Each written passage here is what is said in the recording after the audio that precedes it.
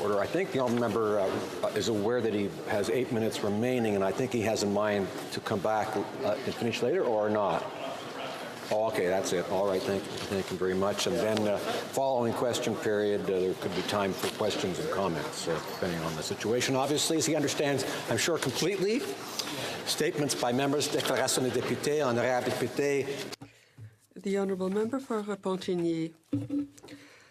We suspected as much, and now we know. Big Oil controls the Conservative agenda. Last month, their leader met in private with senior executives of the dirty oil industry. Mr. Speaker, do you think it was to design the mysterious Conservative plan to fight climate change? Not a bit of it. Mr. Speaker, it was to secretly design a strategy to win the election and get the Energy East pipeline built across our land, our agricultural land, and our waterways. All the risk is for Quebecers, and all the money, all the profit for billionaires in Calgary. This is the first stage in getting their dirty oil pipeline built, opening the floodgates of the money pipeline. Now we've seen the Conservatives getting generous contributions. This is a party that works for big oil against Quebec, and I say Quebecers deserve better. The honourable member for Laurentides-Labelle. Mr. Speaker, citizens are dealing with the consequences of climate change everywhere.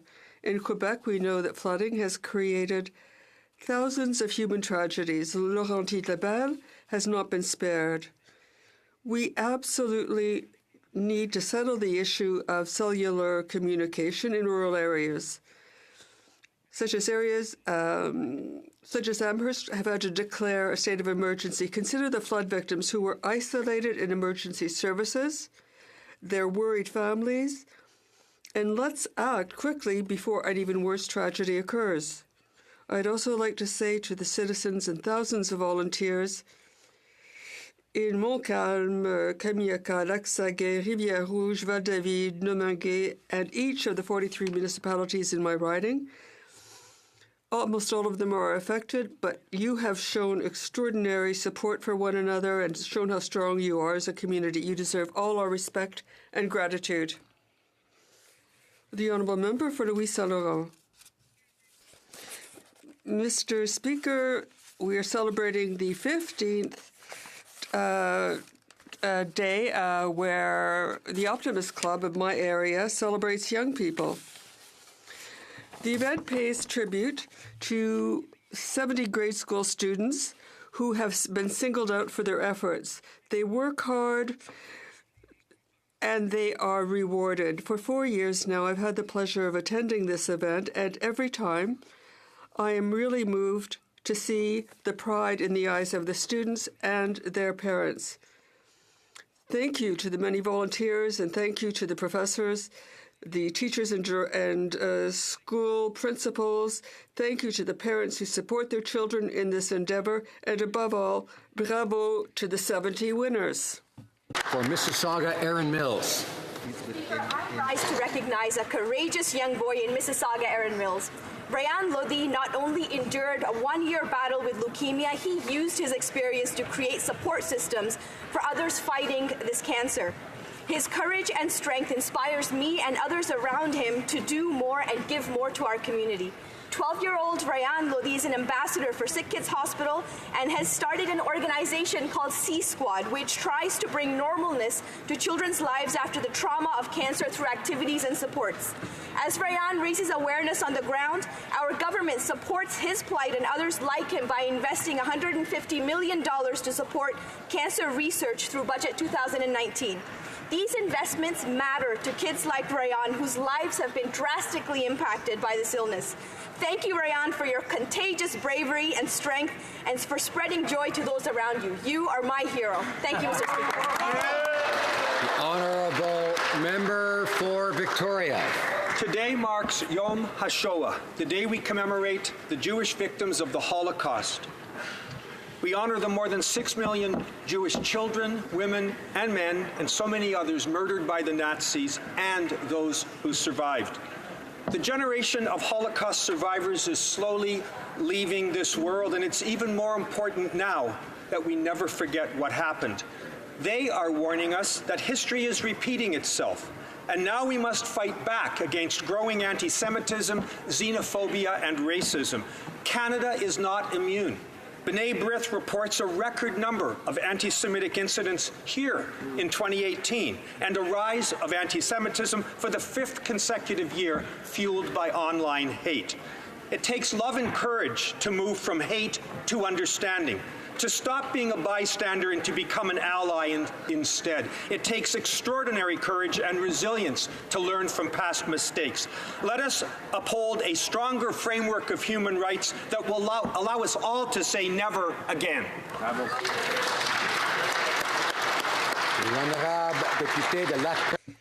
The Honourable Member for La Prairie. Mr. Speaker, with fine weather just around the corner, you surely noticed that motorcycles have started to appear, and that's great. I myself am a motorcycle enthusiast, and I'm happy to see there are more and more motorcycles on the fine roads of Quebec and Canada. But motorcycles mean the need for prevention and safety. Every year since 2017, I've urged motorcyclists to look into the safety days organized in Quebec. These days are important because the number of motorcycle accidents is falling, but are still happening. In 2017, 1,923 people died in motorcycle accidents. And this is an increase compared to the period of 2012-2016. I urge all motorcyclists to be even more prudent on our roads. It's not only their safety, but it is also, and above all, the safety of all those they share the road with. For Kamloops, Thompson, Caribou. Mr. Speaker, I recently had the opportunity to visit the district of Lillooet in the riding of Mission Matsqui, Fraser Canyon, and thanks to Brad Viss for joining me for the day. Nestled in the lee of the rugged coastal mountains, the community offers exceptional opportunities for BC's burgeoning wine industry and agricultural sectors. It is a diverse community with so much to offer. I was especially pleased to visit the Lillooet Friendship Centre, which works to promote educational, cultural, and social welfare advancement while promoting self-reliance and independence. An Aboriginal organization, it provides essential services such as chillax and youth center programs, emergency shelters, mental wellness and addictions programs. Mr. Speaker, it's the volunteers and committed Indigenous leaders and not-for-profits like the Lillooet Friendship Society which provide excellent services toward a better future for those who need it the most. L'honorable député d'Edmonton Centre. The Honourable Member for Edmonton Centre. Entrepreneurial and hardworking. Almost daily, I have people in my riding reaching out to me, stopping me at coffee shops and pausing to chat on their doorsteps about how Budget 2019 is making their lives better. Like Richard, who thanked me on his doorstep for the Canada Training Benefit that helps him to take new training courses that will see him advance in his company and provide a better future for his kids. Or the young family that stopped to talk about the new first-time home buyers program. They're excited to finally be able to afford a home closer to their work along the West LRT line, a priority which we believe in and we funded, Mr. Speaker. Innovation is in our DNA. This budget will help our businesses scale and grow thanks to more funding for Western diversification. Mr. Speaker, when we had the $20 million for LGBTQ serving organizations, this budget is another example of how we are helping Edmontonians and Canadians from coast to coast to coast.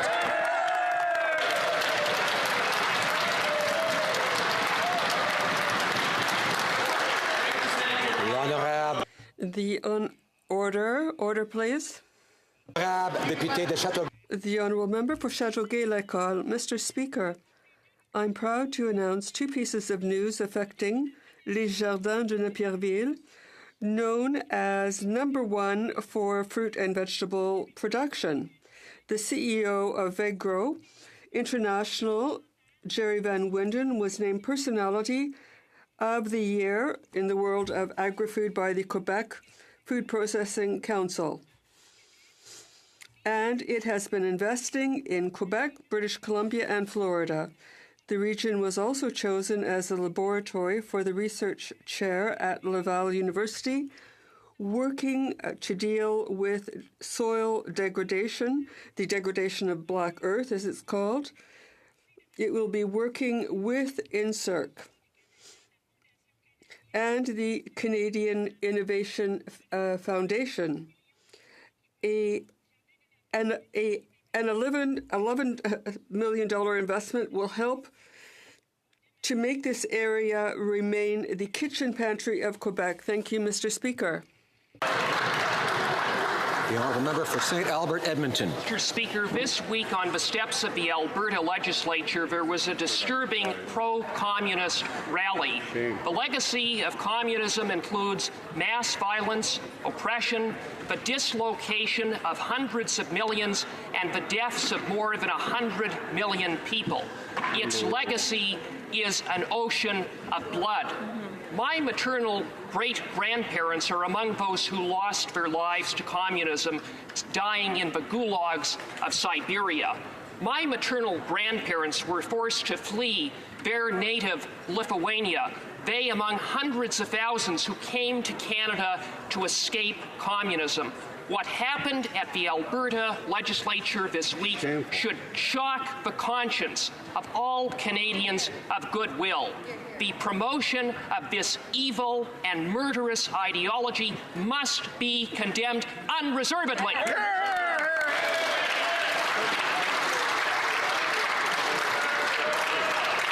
The honourable member for Winnipeg Centre. Mr. Speaker, an inspirational woman has joined her ancestors and husband Earl Fontaine in the spirit world this past week. I would like to acknowledge Shirley Malcolm Fontaine for her contributions to the Manitoba First Nations and her lifelong commitment to improving educational opportunities for children. Shirley was involved in several important initiatives, including the creation of the Manitoba First Nations Education Resource Centre, which provides the province's leading education, administration, technology, language, and cultural services to First Nations schools in Manitoba. Shirley believed in her people, language, and had a commitment to bettering our youth through education. Thank you, Shirley Migwich. Mr. Speaker, let us also stand to recognize one of the finest artists of Canada, Benjamin Chichi. He always refused to be an Indigenous artist. He was a proud Anishinaabe. He drew simple lines, usually acrylic on paper. Highly influential in his time, he said, "I don't paint the past, but the present, the living of today." We can see his works like the flock of four geese. They represent the four directions, the unborn, the youth, the adults, and the elders, all moving in the same direction. Even though he died in tragedy and is buried in Ottawa, far from his land and people, he still inspires today. The honourable member for Mississauga Lakeshore. Mr. Speaker, I rise on behalf of the Health Subcommittee of the Mississauga Lakeshore Council for Seniors, who have worked tirelessly on a report reflecting the ideas and concerns of our community. They connected with home care providers, healthcare administrators and professionals, hospital executives, and seniors in Mississauga Lakeshore. The Council also had the opportunity to meet directly with the Minister of Seniors.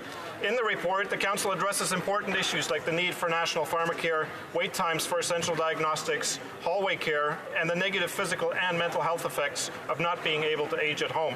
They further point to the growing proportion of seniors in our population, Mr. Speaker, the high cost of hospitalization, and the need to focus on affordable, comprehensive home care. The Council also stressed the importance of transparency and accountability in our healthcare system. I would like to thank Madeleine Edwards, Andrea Lloyd, Frank Standardo, Probir Chatterjee, Robert Herrick, Roy Cornish, and Tim Tibbs for their inspiring work in advocating for the seniors of Mississauga Lakeshore. Thank you, Mr. Speaker. Honourable member for Calgary Nose Hill. In 2015, the Liberal leader said that the budget would balance itself in 4 years, but instead he saddled Canadians with a massive deficit and nothing to show for it but tax hikes and job losses. He said he would be a feminist, but instead used his power to smear and denigrate strong women who spoke truth to his abuse of power. He took an illegal trip to a billionaire lobbyist island, embarrassed himself in our country in India, and consistently places more importance on his photo ops instead of the people who pay our salaries. He spent millions of tax dollars on people who have illegally entered Canada from upstate New York, while those languishing in refugee camps wait years and years to legally come to Canada. Over 4 years, through his own actions, Canadians have learned the truth about the Liberal leader. Fake, self-centered, and incompetent. He's not as advertised. The honourable member for Niagara Centre. I stand today to recognize 100 years since the founding of Community Care of St. Catharines Thorold. Community Care is an organization, Mr. Speaker, committed to the welfare of others, founded in 1919 as soldiers returned from the First World War. Founding member Lenore Taylor said back then, I cooked soup all day and every day, Mr. Speaker, because I had 400 families to look after. Today, 100 years later, 200 volunteers, just like Lenore, contribute every week by serving thousands of individuals throughout our community. Today, led by Betty Lou Suter, a Niagara Citizen of the Year many times over, Community Care offers 21 programs and services ranging from food and shelter security to emergency services and family supports. Mr. Speaker, please join me to congratulate and thank Community Care of St. Catharines, Thorold, on the incredible milestone of 100 years of service to others throughout the Niagara area. Bravo. Bravo. The Honourable Member for Drummond. Mr. Speaker, every year since 2011, I have toured the municipalities in my riding, and it's extraordinary to see that in a country as rich as Canada in 2019, there are regions with limited access to high-speed internet, and we're still having problems with cell coverage. The people in my riding have to deal with these problems. Our rural regions have been abandoned. Yet, money and resources are available. For example, the RMC of Drummond worked flat out for 2 years to complete a rural fibre optic network. Unfortunately, the Liberal government did not support the project. This government's plan to connect all Canadians by 2030, it's too late. We need a quick solution to improve internet access and cell coverage at a reasonable price for all Canadians. Thank you, Mr. Speaker. Order. The Honourable Member for Leeds, Grenville, Thousand Islands and Rideau Lakes. Mr. Speaker, I'm humbled to rise today and mark the 1-year anniversary of the passing of my friend, Gord Brown. Gord was a lover of sport, both as a champion kayaker and captain of the Conservative hockey team. But above that, he loved his family and where he was from. For 14 years, Gord was nothing short of a tireless champion for the constituents of Leeds, Grenville, Thousand Islands, and Rideau Lakes. With the loving support of his wife, Claudine, who's here today, and his sons, Tristan and Chance, he was able to cement his legacy through the revitalization of the Eastern Ontario Development Program, compassionate care measures in Bill C-44, his work for forgotten survivors of thalidomide, and passing Bill 370 to rename what is now known as Thousand Islands National Park. Canada lost a top citizen and a great parliamentarian. His boys lost their dad, and Claudine lost her best friend. With the love for Canada that everyone in this place shares, we'll be working hard every day to make it better and stronger, just like you did, Gord.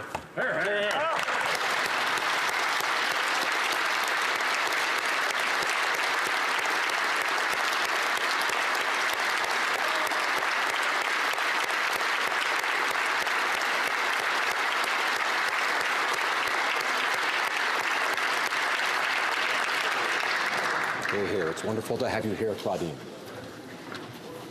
The Honourable Member for Calgary Centre. It's difficult, if not impossible, to build a life without a home. By next summer, an empty downtown lot in Calgary will be home to an affordable rental apartment building. With 74 units for people at risk of homelessness, it is the 5th major Calgary housing project to receive support from our federal Liberal government.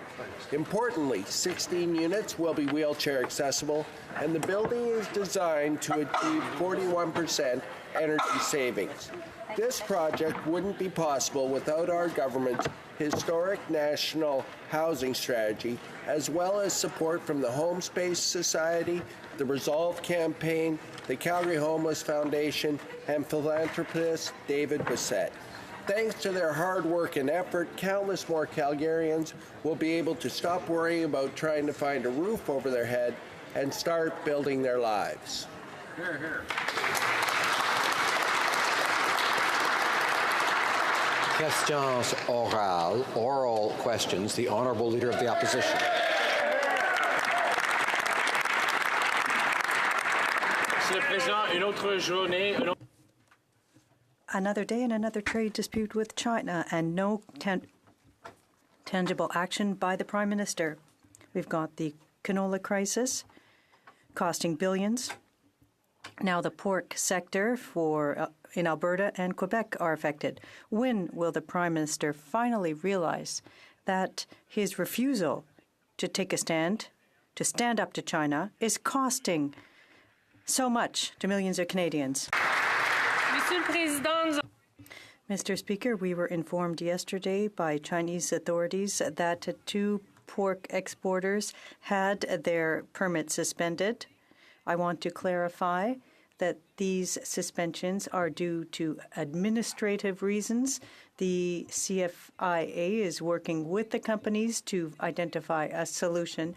This is something that happens on a regular basis, and we are confident we will find a quick solution. The Honourable Leader of the Opposition. Speaker, it's not just administrative reasons when you've got 2 Canadians unlawfully jailed in China. Now our canola exports are being unfairly blocked, and we can add the pork producers of this country, who are those paying for the mistakes of this Prime Minister on the world stage. And what is the Prime Minister's response in terms of these attacks on Canadians' interests?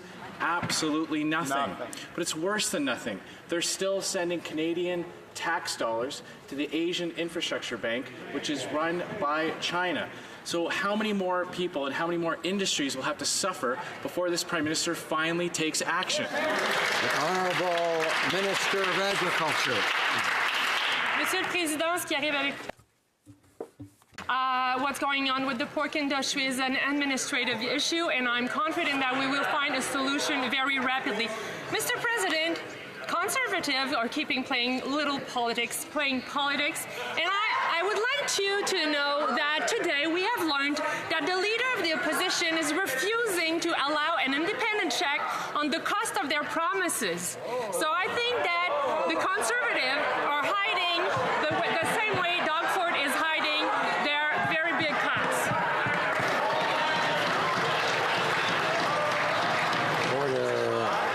The Honourable Leader of the Opposition. Well, Mr. Speaker, the Canadians have paying for the broken promises of this government ever since the 2015 election. That will come to an end in October, Mr. Speaker. Another area where this Liberal government has completely failed Canadians has been on the energy sector. The Conservative record on pipelines has been to see the private sector build 4 major pipeline projects during our time in office. But the Liberals have vetoed and killed and now purchased a pipeline that they can't build. And Bill C-69 is the final nail in the coffin. More and more Canadians are speaking out against it. Will they... The Honourable Minister of Natural Resources. Well, Mr. Speaker, the honourable member of the opposition is absolutely wrong. We are the government that gave approval to Nova Gas Line that has been completed. We are the government that approved Enbridge Line 3 that's almost completed on the Canadian side. We are advocating with the U.S. on Keystone XL pipeline. We are the government that has put in a process in place to move forward on the Trans Mountain Pipeline expansion in the right way with the meaningful consultation with Indigenous communities, something they voted against, Mr. Speaker. Bravo. The Honourable Member for Mégantic-Les Following 2 months of inaction on the canola file with China, we've now learned that the pork industry in Alberta and Quebec are being affected. And the Minister of Agriculture confirmed that she never spoke to her Chinese counterpart, that she doesn't know what the Minister of Global Affairs is doing, and that it's not time to launch a complaint with the WTO. The crisis is getting worse. The Liberals are refusing to even talk about it. How long will the Prime Minister let producers suffer before taking some action? The Honourable Minister of Agriculture. Mr. Speaker, we are talking and taking action and have been doing so for the past 2 months today. We are committed with Chinese authorities. We have had discussions on a daily basis. We have regular meetings with a working committee because we acknowledge the importance of the industry. We respect our partners. We respect the industry. And we are working as part of a team to take the best action possible to resolve this situation as quickly as possible. The Honourable Member from Mégantic-Les Havres.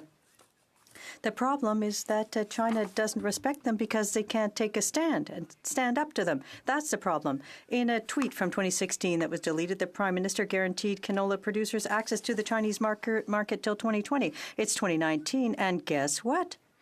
Canola producers no longer have access to China. It's unacceptable that after having made this promise to producers, the Prime Minister has failed so miserably. Instead of deleting tweets, can the Prime Minister, for once, keep a promise and stand up for canola and pork producers in Canada? The Honourable Minister. Mr. Speaker, I assure you that we are taking a stand, that we are taking action in different ways to deal with this situation. We are working in conjunction with the Minister for Trade Diversification, with the Minister of Global Affairs, the Prime Minister, and we have a great deal of respect for our producers and their representatives. That's why, once again, today we have the working group that is focusing on action, and we will continue to work with a great deal of commitment here and on the ground in China to resolve this issue. Honourable Member for New Westminster Burnaby. This week, both the Liberals and Conservatives made it clear that they're more interested in working for rich corporations than they are for Canadians. With Loblaws and SNC-Lavalin, the Liberals have shown whose side they're on, and it's not on the side of regular people. In fact, the current Attorney General refuses to investigate the justice appointment leak. He seems to think that vetting judges through a partisan Liberal donor list is A-OK. So whatever happened to the rule of law, and whatever happened to the promises that the Prime Minister would do things differently? The Honourable Minister of Justice. Mr. Speaker, our government has taken significant steps to make sure that we have in place a process for appointing judges that is transparent, that is merit-based, Mr. Speaker, and that enhances the diversity of the Canadian bench. The new process is effective, Mr. Speaker. We're at 296 judges appointed or elevated at this stage. The diversity of these appointments is unquestioned. 55% of them are women, Mr. Speaker, and we're going to continue to ensure that our appointments process is merit-based, continues to be fair, continues to be open, and continues to attract the very best candidates to the bench. Member for New Westminster Burnaby. And how many of them are Liberal donors, Mr. Speaker? Now, they gave $12 million to one of Canada's richest companies. At the same time, women's shelters in Canada are having to shut their doors. Every day, on average, 590 women and children get turned away from overcrowded shelters that are packed beyond capacity. Many are forced to return to abuse and violence because of a lack of funding from this Liberal government. If this supposed feminist government is able to find millions of dollars for handouts to billionaires, why can't they provide funds to help women and children find shelter? The Honourable Minister of International Development. Just come back from a gathering with the founding members of Canada's shelter movement. An announcement was made where a study we have invested in is showing where the gaps are and where the opportunities are. To date, our government's invested in a child benefit that gives women and families more money. The NDP voted against it. We've invested in gender-based violence strategy with over $200 million to prevent this tragedy from happening. The NDP voted against it. We've invested in a national housing strategy with a carve-out for women and girls. The NDP voted against it. Our record speaks for itself, Mr. Speaker. So does theirs. L'honorable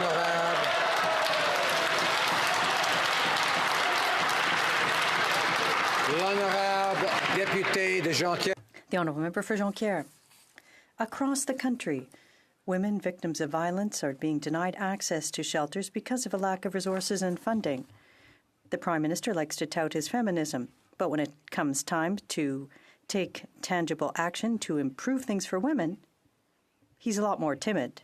Government inaction has left women in difficult, at times, facing vulnerable situations. Will the government give the necessary resources to shelters so that they can accomplish their work? The Honourable Minister. I'm very happy to have this opportunity to talk about the housing strategy. The YWCA Federation is very strong and has said that this is a major change for women and children. It's a strategy that will help 500,000 families and to create 5,000 shelters. We've worked very hard, and we will continue to do better. The Honourable Member for Jonquière. Mr. Speaker, last week we learned that the Prime Minister's office is using a partisan database to look at the past donations made by judicial candidates. The Prime Minister seems to think it's necessary to ensure that new judges are good Liberals before appointing them. Well-connected friends have privileged access to the Prime Minister, unlike workers who need support. Can the Liberal government stop thinking exclusively about its own interests and those of its friends and finally work for Canadians? The Honourable Minister of Justice. Mr. Speaker, our government has put in place significant measures to ensure that the judicial appointment process is open and transparent and accountable to Canadians. These measures also encourage or enhance diversity on the bench. Under the new process, it's effective. We have appointed almost 300 judges and with unprecedented diversity. 55% of the judges appointed are women. Mr. Speaker, we continue to ensure that we have a merit-based process and that it is transparent. Member for Milton. Thank you, Mr. Speaker. Mr. Speaker, on August 5th, 2016, the leader of the Liberal Party received a confidential memo from Elections Canada detailing a long-term scheme from SNC-Lavalin to funnel illegal electoral donations to the Liberal Party of Canada. That list was never disclosed to the public until recently. On August 30th, 2016, SNC-Lavalin received a compliance agreement. There were many meetings with SNC-Lavalin in 2016. Can the Prime Minister let us know if that topic came up? The Honourable Government House Leader. Mr. Speaker, these donations that the member is referring to took place between 2004 and 2009. Elections Canada operates independently of government and makes their decisions independently of any government. So the Commissioner of Canada Elections did do an investigation in this matter. 2 parties in this House were informed. Both parties have returned those donations. Thank you, Mr. Speaker. Honourable Member for Milton. One party hid the list of donations when requested most recently, and that wasn't this party, Mr. Speaker. The last time the terms SNC-Lavalin, compliance agreement, and PMO came together, we had 4 months of a drip, drip, drip of information coming out, leading to 2 resignations of ministers, 1 early retirement of the Clerk of the Privy Council, and of course, the resignation of the top advisor to the Prime Minister. Can they just put us all out of our misery and let us know whether or not the Prime Minister's office interfered in this matter with SNC-Lavalin? The Honourable Government House Leader. Mr. Speaker, once again, these are in reference to improper donations that 2 political parties made over a decade ago. The Commissioner for Canada Elections did do an investigation.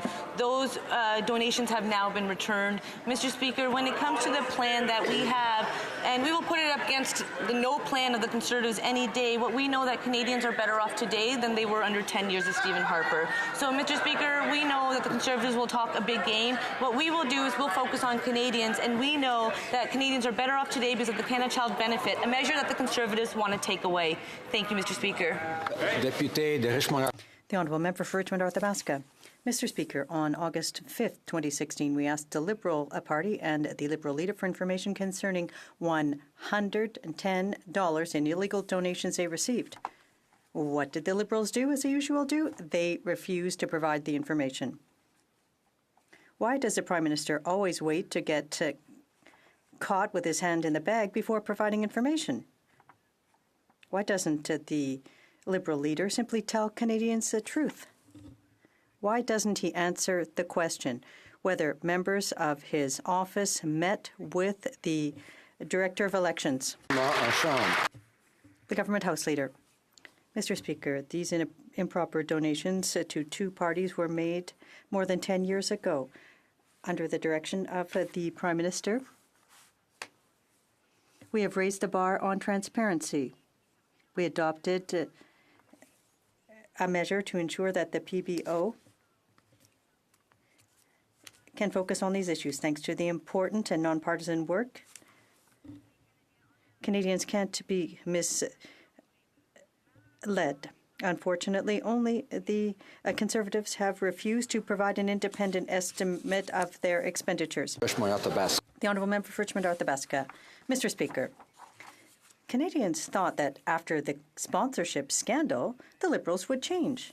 Now, what we've seen today is that Liberal culture is all alive and well and present in the organization.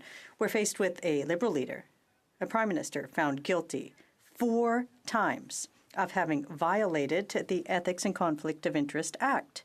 The federal court is now calling for a review of the investigation on the Liberal leader's family trip to the Aga Khan's private island. Will the Prime Minister agree to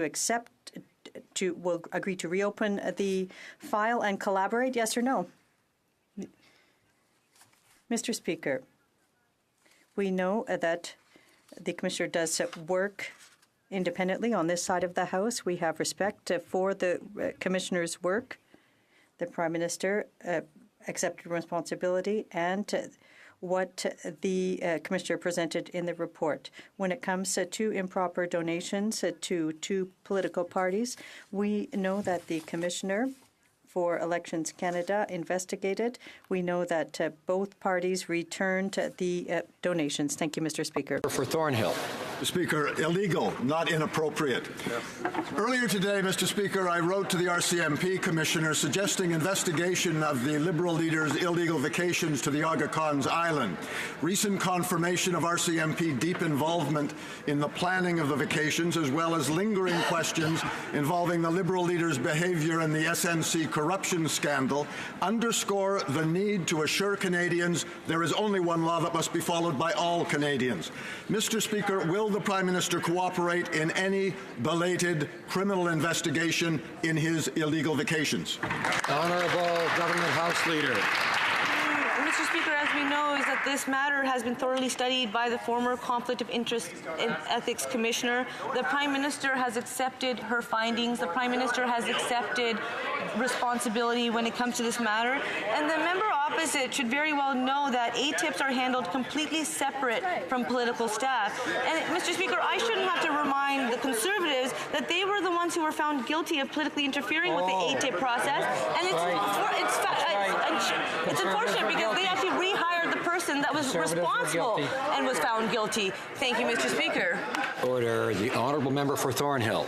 Well, Mr. Speaker, we know the Liberal leader considers the exposure of each of his ever-accumulating ethical lapses as learning experiences. You'll recall the Liberals wrote answers during the Ethics Commissioner's year-long investigation, pledging his cooperation. But we all saw with the Justice and the Ethics Committees just how much the Liberal leader cooperates if he doesn't like where an investigation is going. Exactly. So again, Mr. Speaker, will the Liberal leader cooperate with a criminal investigation by the RCMP or the Ontario Provincial Police? The Honourable Government House Leader. When it comes to officers of Parliament and the independence of the police force, we on this side, we have the utmost respect for the work that they do. We will always cooperate. It's only the Conservatives that would have to ask that question, because we know that under 10 years of Stephen Harper, they had no regard when it came to officers of Parliament, and we know that the Conservatives have chosen a new leader, but they continue the same approach of Stephen Harper. And what's even more interesting, Mr. Speaker, is the Conservatives will do anything but talk about their plan because they have no plan. But we know that they want to cut the tax-free Canada Child benefit, and that's why today we find out that they don't even want to cost their electoral platform because they want to mislead Canadians just like Doug Ford did. The Honourable Member for... Alors. Order. Order. Order. L'Honorable. The Honourable Member for Longueuil-Saint-Hubert. Mr. Speaker, the government this morning published its youth policy, which explains young people are aware of the impact of climate change and want immediate measures to be taken. It's high time they realize that, because there were 150,000 young people in the streets of Montreal calling for change. And emergency declaration was adopted in London.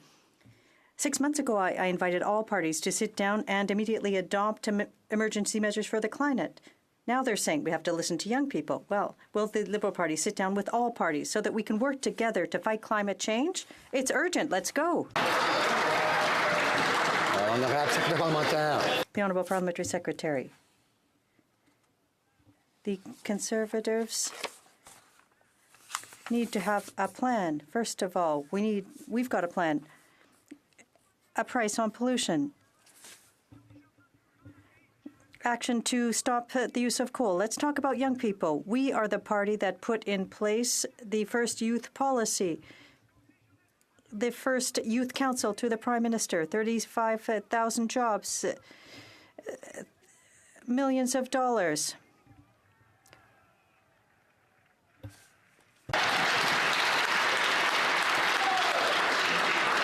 The honourable member for Churchill-Kiwetinoong-Aski. Mr. Speaker, while the Prime Minister fights for the billionaire class, First Nations in Canada are facing one crisis after another. Now we have word that dialysis units were ripped out of Barons River, forcing people to travel to Winnipeg with next to no support. And regardless of their federal responsibility, there's been silence from this government. When sick patients are forced to travel far away from their families, we are risking their lives. So what will it take for this government to move beyond empty words and act to restore dialysis services in Barons River now? The Honourable Minister of Indigenous Services. The honourable member for her question, Mr. Speaker, and our government is working very hard on closing the unacceptable gap that exists right now between Indigenous and non-Indigenous communities when it comes to closing to quality health care. We are in the process of closing that gap. 52 new community-led wellness centres are now serving 344 communities, 218,000 requests under Jordan's principle, and we are working with Indigenous partners towards arrangements that would continue to support Indigenous control of healthcare delivery. Thank you, Mr. Speaker. Honourable member for Chilliwack-Hope. Canadians might wonder why these Liberals handed over $12 million to Loblaws, one of Canada's richest companies, to buy freezers. Well, we've now learned that two Loblaws lobbyists, both frequent Liberal Party donors, lobbied the Minister of Environment and her staff. Then they met up with those staff again at an exclusive Liberal Cash for Access event with the Prime Minister. What a coincidence. When will these Liberals stop giving preferential treatment to their wealthy and well-connected Liberal friends? Honourable Minister of Environment. Mr. Speaker, let's be clear. 54 proposals were selected through a fair, transparent, rigorous process. There's absolutely no truth in what the party opposite is saying. But what Canadians want to know is why will the party opposite consent to having the parliamentary budget opposite cost their platform? We want to know how much it's going to cost or how much the cuts are going to cost Canadians. The member for Chilliwack-Hope. Order. Mr. Speaker, only a Liberal would think it's fair to cost Canadians $12 million to give away freezers to a billion-dollar company that would have bought them themselves and call it an environment plan. But, Mr. Speaker, it's not just rich Canadian Liberals who can get access to this Prime Minister. That American CEO also found himself at a Cash for Access event with the Prime Minister where he bragged about getting access to this Liberal cabinet by illegally obtaining a $1,600 ticket. Why do these Liberals only follow the rules after they've first been found to have broken them? The Honourable Minister of Democratic Institutions. As my honourable colleague knows, that in last year we passed Bill C-50 in this House of Commons to ensure that events that are fundraising events that are hosted with either the Prime Minister, ministers, leaders of parties or leadership candidates, that those events would be made public, the list would be disclosed. In fact, the Liberal Party began abiding by these rules even before the legislation received royal assent. However, the opposition did not do so. Thank you, Mr. Speaker. The honourable member for Lévis-Lotbinière. Mr. Speaker, yesterday, the Prime Minister, in his Fimley response to my question, remained very evasive and miserly with details. The Minister of Justice will undoubtedly respond on the matter of made-to-measure contracts offered to devoted Liberal donors. A privileged communication dated August 14th, 2017, between a lawyer and the Minister of Justice turned into a lucrative contract worth $711 an hour.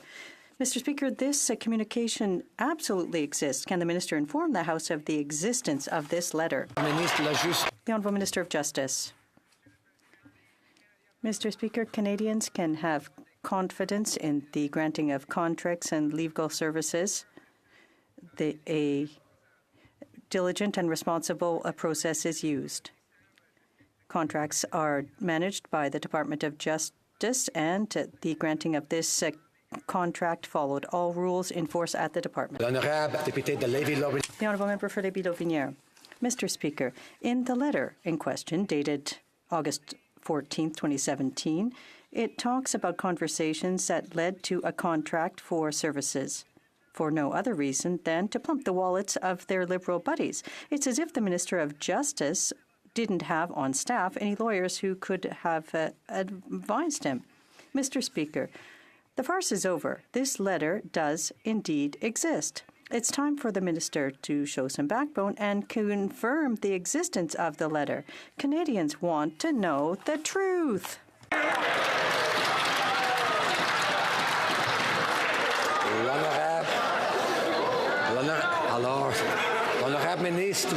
The Honourable Minister of Justice. Mr. Speaker, the Department of Justice approves these. Several approvals are delegated to the Deputy Minister and to other senior leaders.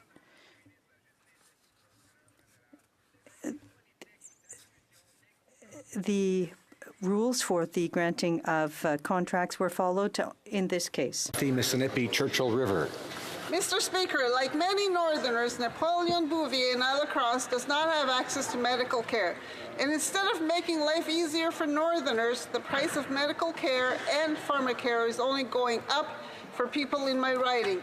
We can't afford to wait any longer. When will the Liberals invest in health care in Northern Saskatchewan so that every Northerner can live with dignity?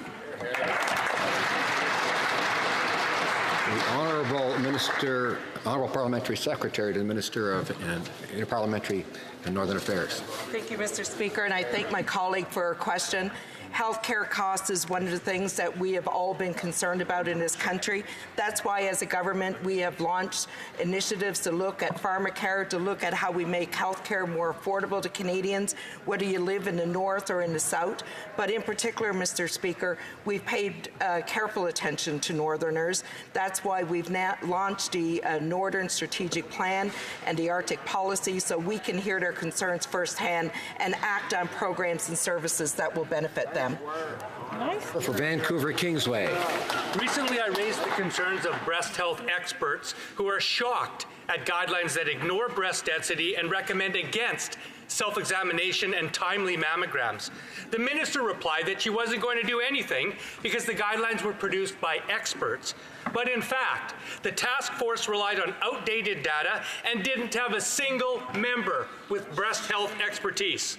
If the minister claims her #1 priority is the health of Canadians, then how can she sit back and ignore health guidelines that will cause over 400 women to die every year?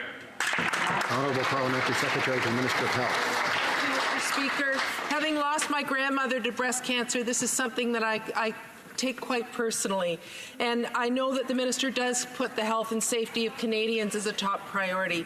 The Canadian Task Force on Preventative Health Care is an independent arm's-length panel of 15 experts to develop clinical practice guidelines. And while our government provided support to the task force, its decision was made totally independently. As such, these are not official government guidelines. Thank you, Mr. Speaker. The Honourable Member for Brampton North. Mr. Speaker, Ontarians know that an uncosted Conservative platform means Conservative cuts.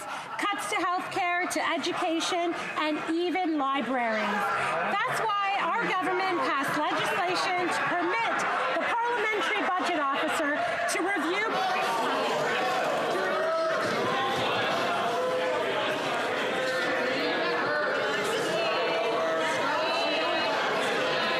Order. We need to hear the question. Of course, the chair has to know whether it's in the rules and so forth. So members, please allow me to hear. That's why I need to hear the rest of the question to determine whether this is within the responsibility of the government. Members will have to allow me to hear the question. The Honourable Member. No. Start again? No. Okay. That's why our government passed legislation to permit the Parliamentary Budget Officer to review party platforms during election campaigns. That way, parties can't mislead Canadians and hide their planned cuts from them. Can the government House Leader give this House an update on how our other legislation has empowered the Parliamentary Budget Officer to give Canadians more transparency during election campaigns. Great question. Honourable Government House Leader. Mr. Speaker, I agree with the member from Brampton North that Canadians deserve to know what political parties are proposing and the cost to them. And that's exactly why the Independent Parliamentary Budget Officer can now cost party platforms. Unfortunately, Mr. Speaker, it's only the Conservatives that are refusing to have their platform costed. Mr. Speaker, the only reason can be is that we know that the Conservatives are following the lead of Doug Ford and want to keep Canadians in the dark. We know that Conservatives do not support the tax-free Canada Health benefit. We know that they don't support the increase to the GIS, and we know that they don't support home care and mental health services. These are probably programs that are on their chopping block. Honourable Member for Lakeland. Mr. Speaker, for months, First Nations, trade unions, and provinces have warned that the Liberals' No More Pipelines Bill C-69 will block resource development. But yesterday, it got even worse. These Liberals will steamroll provinces, giving themselves unprecedented power over highways, passenger trains, recycling plants, and of course, provincial resources like wind, hydro, and oil. Not since the 80s have federal Liberals pit Canadians against each other over resource development and put the whole Canadian economy at risk. Will the Liberals kill Bill C-69? The Honourable Minister of Environment. No. We will not kill Bill C-69. The Bill C-69 is in the Senate. I was very pleased to testify today to talk about the importance of Bill C-69. Unfortunately, under the previous environmental assessment regime that was brought in by the Conservatives in an omnibus budget bill that gutted environmental protections, good projects can't go ahead in a timely way because they all end up in court. We know that we need to have a better system. We have better rules to develop our resources in a way that protects the environment, that does proper consultation and accommodation with Indigenous peoples, ensures that good projects go ahead. We're going to continue to move forward and work with senators. The Honourable Member for Lakeland. The reality is these Liberals will make it so that nothing is ever built again. They're not helping the environment. They're not helping Indigenous communities, and they're not helping resource development. 8 provinces and 3 territories oppose Bill C-69. Hundreds of Indigenous businesses and communities are against it. Economists, investors, big companies, family businesses, and municipalities all oppose it. And the hundreds of thousands of Canadians who have lost their jobs because of these Liberals, they're against it. So will the Liberals approve TMX on June 18th and kill Bill C-69? The Honourable Minister of Natural Resources.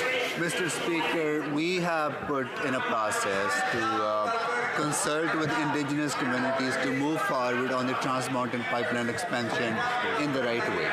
We have said that once the consultation is completed, a decision will be made by June 18th. But it's interesting to note, Mr. Speaker, that if they're really serious about Trans Mountain Pipeline expansion, they would not have voted to defund and kill the process that would actually get to a decision, and they should know about that, Mr. Speaker. Order. The Honourable Member for Carleton. The Chinese leadership has called our Prime Minister a name that is so insulting. You, Mr. Speaker, have ruled it is unspeakable in this House. I will put partisanship aside and say I will not stand for that kind of treatment for our Prime Minister, for my Prime Minister. So in retaliation, will the government do the right thing and cancel the $250 million gift to the China-controlled Asian Infrastructure Bank?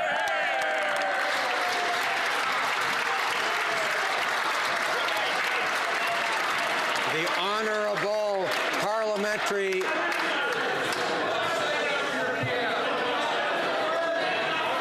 I think everyone enjoyed that. Order. The Honourable Parliamentary Secretary to the Minister of Finance. Order. Merci beaucoup, Monsieur le Président. Thank you very much, Mr. Speaker. It's been over a month now since we tabled our budget. The Conservatives are desperately trying not to talk about it. They won't stop talking about the Asian Infrastructure Bank. But France, Germany, Australia, Italy, and South Korea are all part of it because they want to have more inclusive prosperity around the world. All that the Conservatives are proposing, Mr. Speaker, is the same old approach of Stephen Harper. turning their backs to the UN and other multilateral organizations. Member for Carleton. Well, the Globe and Mail says the Asian Infrastructure Bank is part of, quote, China's One Belt, One Road policy of expanding its international influence through infrastructure. So pipelines, roads, and bridges built in China with Canadian tax dollars. But yesterday, it was revealed that buried in a previous omnibus budget, the amount of money available to this government to give to the bank is actually $480 million, not the $250 previously admitted. What is the maximum amount Canadian taxpayers will be forced to pay to China's Asian Infrastructure Bank? Honourable Parliamentary Secretary. Let's be clear, Mr. Speaker, we're talking about $250 million over 5 years. It was a year and a half ago that this was announced, and we're going to be participating just like Germany, France, the UK, Australia, and other countries, because we believe that organizations like the Asian Infrastructure Bank, like the World Bank, like the IMF, are important multilateral institutions that serve global prosperity for everyone. Thank you. Honourable Member for Windsor-Tecumseh. A 68-year-old man with an amputation wasn't allowed to bring the batteries for his scooter on an airplane, ruining his once-in-a-lifetime trip to celebrate his wedding anniversary. He went to great lengths to have the paperwork approving the batteries in advance, yet to no avail. The problem is, this won't be fixed under the proposed Accessibility Act. It exempts Canadian transportation. So will the minister stand up and tell people living with disabilities and their families what they're going to do to fix it so that this never happens again? Minister for Accessibility.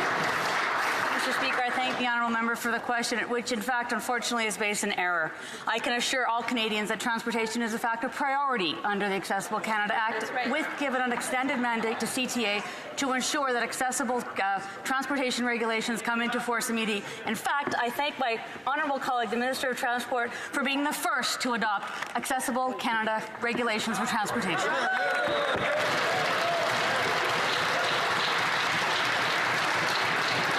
The Honourable Member for Cowichan-Malahat-Langford. Mr. Speaker, life is increasingly unaffordable for people on Vancouver Island.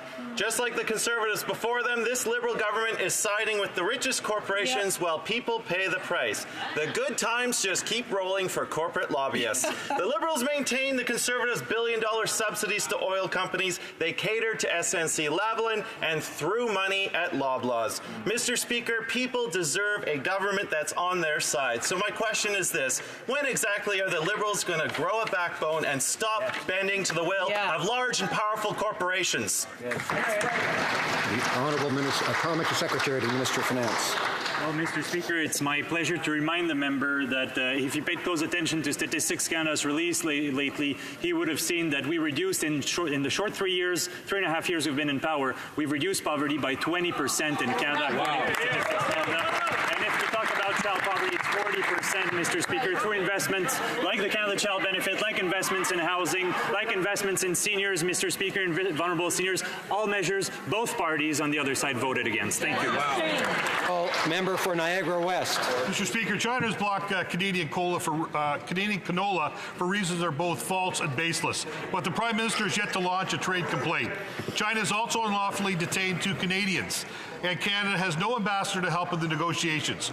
Will the Prime Minister stop letting Canada get pushed around, appoint an ambassador to China, and launch a formal trade complaint to resolve the canola crisis? Honourable Parliamentary Secretary to the Minister of Foreign Affairs. Speaker, first of all, I'd like to say, most importantly, the Minister of Foreign Affairs is in close contact with the families of Michael Kovrig and Michael Spavor. This is not about grandstanding or scoring points. It's about working persistently, carefully, and resolutely to bring them home safely. We've rallied an unprecedented number of countries around the world in support of Canada's support. For instance, Australia, the EU, France, Germany, the United Kingdom, the Netherlands, Latvia, Lithuania, Estonia, Spain, Denmark, the United States, and 140 international scholars and The Honourable Member for Red Deer Mountain View. Well, thank you, Mr. Speaker. This morning we learned that China is now refusing shipments of pork from a plant in Red Deer, a plant that employs more than 1,600 people. The same company has another plant in Canada which has also had its export permit for pork suspended. Canadians can no longer afford to pay the high price of this total Liberal incompetence and bungling on the world stage. When will the Prime Minister finally stand up for Canadian farmers and their families by putting an end to these politically motivated trade actions? The Honourable Minister of Agriculture. Mr. Speaker, yesterday we were informed that Chinese authorities had suspended export permits for 2 Canadian pork exporters. We were clearly informed that this had to do with administrative considerations, which does happen relatively regularly in various sectors in various countries. The CFIA is monitoring the situation, and we hope that it will be resolved quickly. The member for Durham. Mr. Speaker, Canadian citizens are being mistreated in Chinese prisons. Our canola farmers have already lost $1 billion. Now pork producers are being targeted by China. Over the last 4 months, despite our requests, the Liberal government has refused to make senior-level calls. They've ignored calls to send a special envoy. They've delayed announcing or nominating a new ambassador. And today they've said they won't bring a trade action. Mr. Speaker, China thinks our Prime Minister is weak, and he's proving them right. When will they appoint an ambassador?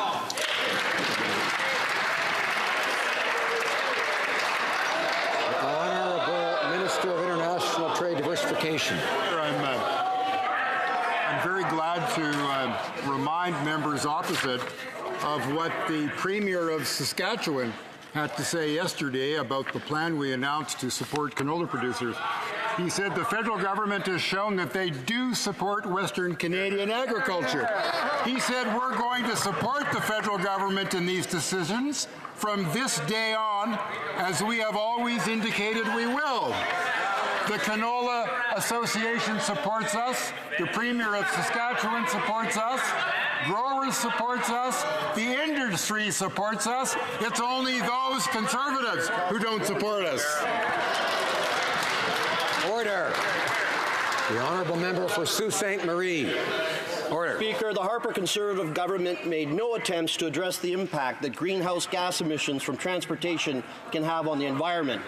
There is no question that climate change is real and that we must act now.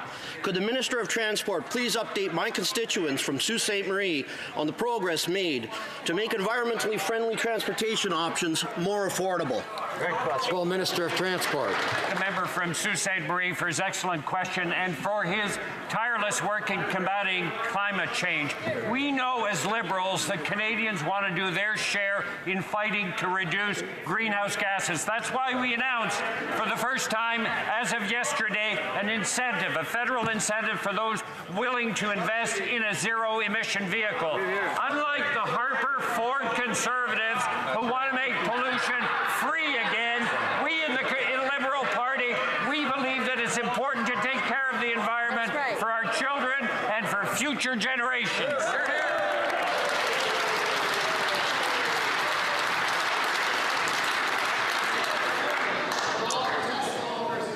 The Honourable Member for Durham will come to order. The Honourable Member for Durham, wonderful voice, of course, but I prefer to hear it when it's his turn. The Honourable Member for Charles-Bourreau-Saint-Charles. Mr. Speaker, if the Minister of Immigration thinks that his government has a good record on immigration, he's mistaken. They failed to sort out the Safe Third Country Agreement. They sacrificed Canadian sovereignty by signing the Global Compact for Migration.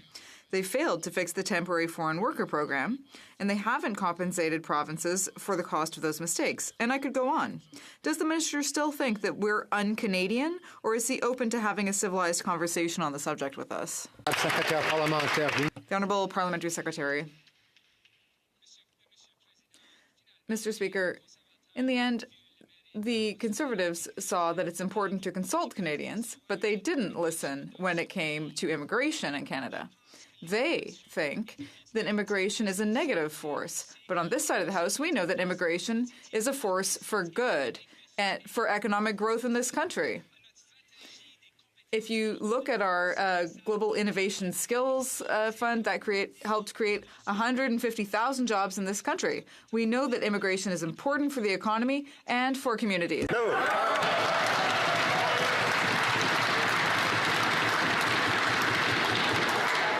The Honourable Member for Abitibi-Témiscamingue. Order.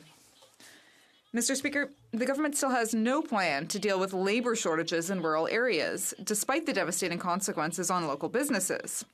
Everyone agrees that immigration is one of the solutions. Complications and delays in processing these cases are unacceptable. The Quebec government, meanwhile, has opened regional offices. 2 years ago, I called on the Minister of Immigration to follow suit and to open an office in Abitibi-Témiscamingue. Why does the minister treat rural residents like second-class citizens when it comes to offering them services? The Honourable Parliamentary Secretary. Mr. Speaker, we know that immigration is an important aspect when it comes to growing the economy across Canada. That's the case in Quebec as well. We know that customer service is an important aspect of this, and that we need agents across the country to help with that.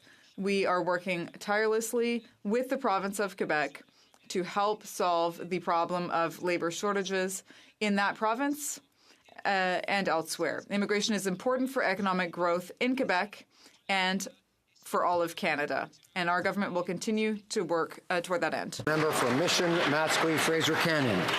Speaker, as we have seen recently in communities across the country, the effects of climate change are real, and they're devastating to our communities. Canadians want to know that we take these threats seriously and we're making the investments necessary to prepare for and to mitigate the effects of the next time disaster strikes. Could the Prime Minister or the Minister of Infrastructure of Communities please update this House on the investments that the government is making to tackle climate change, particularly in British Columbia? The Honourable Minister of Infrastructure. I want to thank my colleague for his very interesting question, obviously.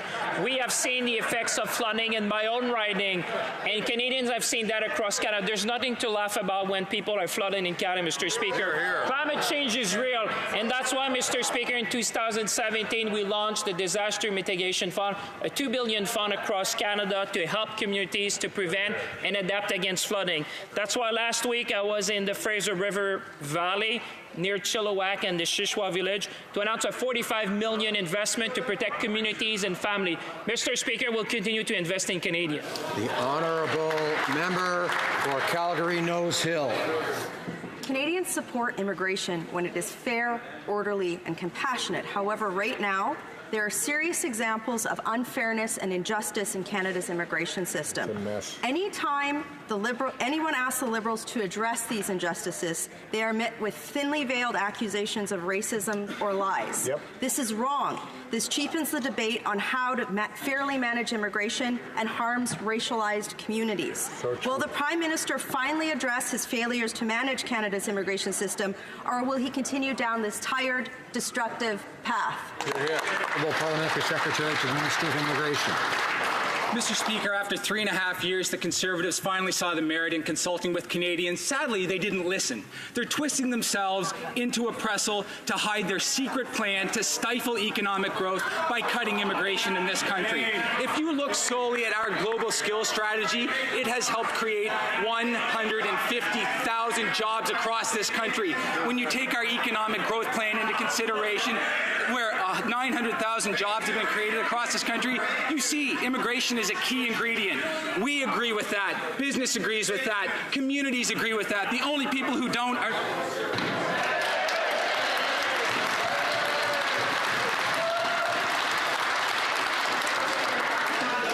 Hello.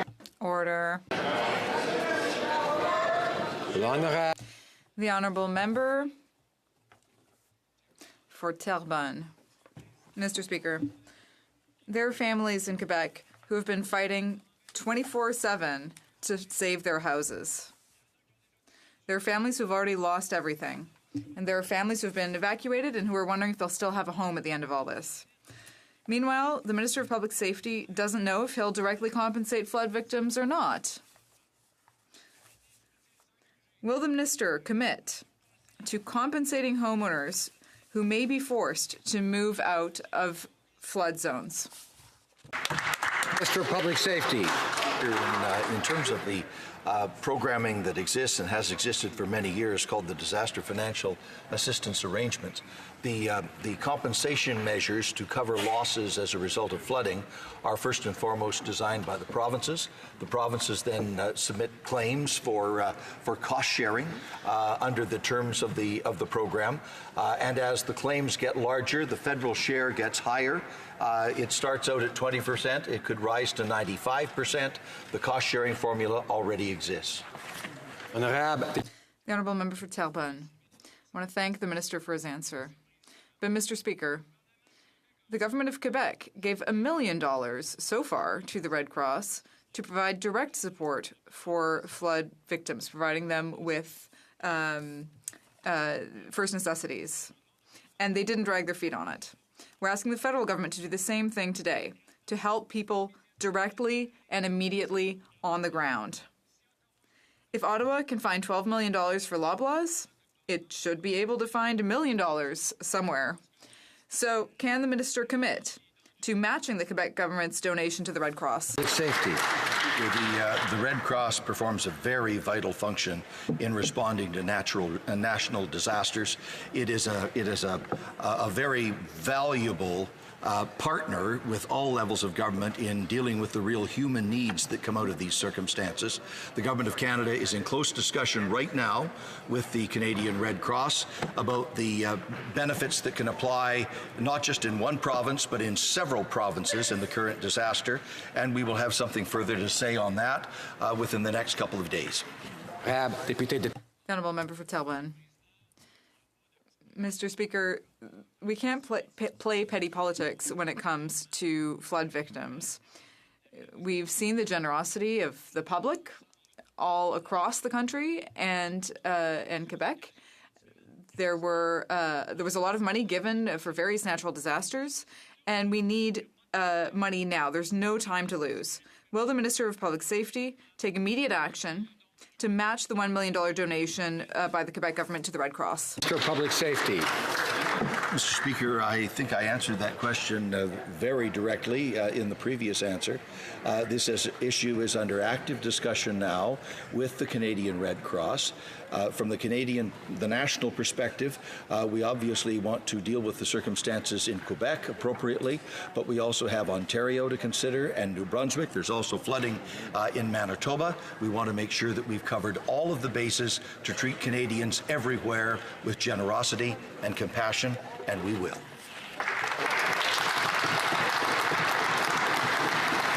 And now I believe the official opposition House Leader has the usual Thursday question. The Honourable Official Opposition House Leader. Thank you very much, Mr. Speaker. With regard to the agenda and future work of this House, can the Leader of the government in the House tell us what the work will be that is expected for the rest of this week and next week?